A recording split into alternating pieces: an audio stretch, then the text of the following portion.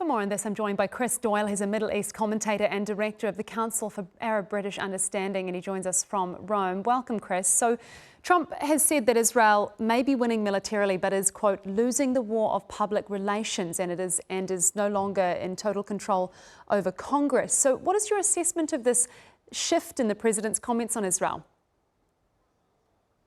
President Trump makes all sorts of comments on Israel. He's asked for it to end the starvation and to increase humanitarian aid, but at the same time, he says that Gaza could become a Riviera. But I think, what is true is that certainly Israel's reputation across the globe, including in the United States, has tanked. It has plummeted. We see record levels of disapproval for Israel in the United States. We see half the population in recent polls saying that Israel is committing a genocide. 60% believe that US should stop arms sales to Israel. Imagine that. This is the country that has provided Israel with nearly all its weaponry. It's the largest exporter by far. It's the security guarantor.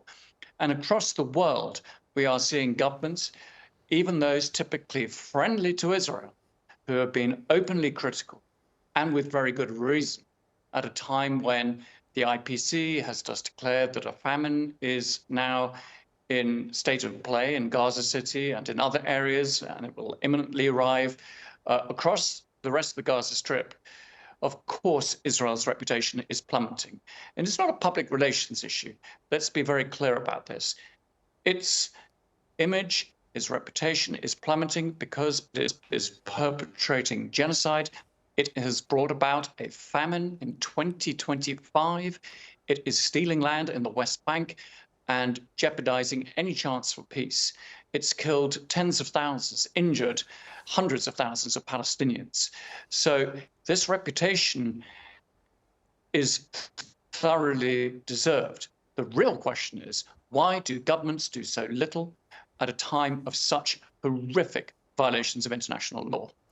Yes, Chris, and on that, there's a meeting going on of European leaders around what their response should be, Belgium being the latest country to recognise Palestine. Is this enough, though, for countries to simply recognise the state of Palestine in order to prevent what we're seeing as this gradual takeover, intentional takeover that Israel has declared it is doing of Gaza? Is it enough to simply recognise the state of Palestine when, given the calls that we've seen from Israel to annex parts of the West Bank now in response to these calls to recognise the Palestinian state, there may not be anything to recognise come the end of the year? Well, recognition of Palestine, because there is a state to be recognised. It is a fact. It is a right.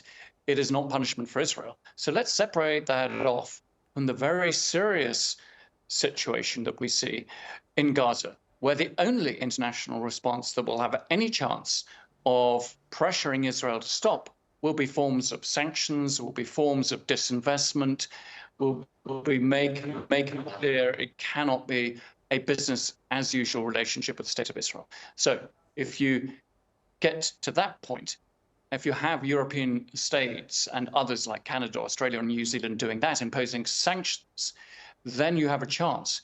And we've heard from Belgium now that does intend to recognize a state of Palestine, that it will pass a bevy of sanctions, including a ban on trade with settlements, including not procuring Israeli products for the Belgian government. So these are the sorts of things that might change the situation on the ground. It feels diplomatic and economic pinch as a result of the crimes it's committing. Chris Doyle, Middle East commentator and director for the Council of Arab-British Understanding. Thank you so much for your time.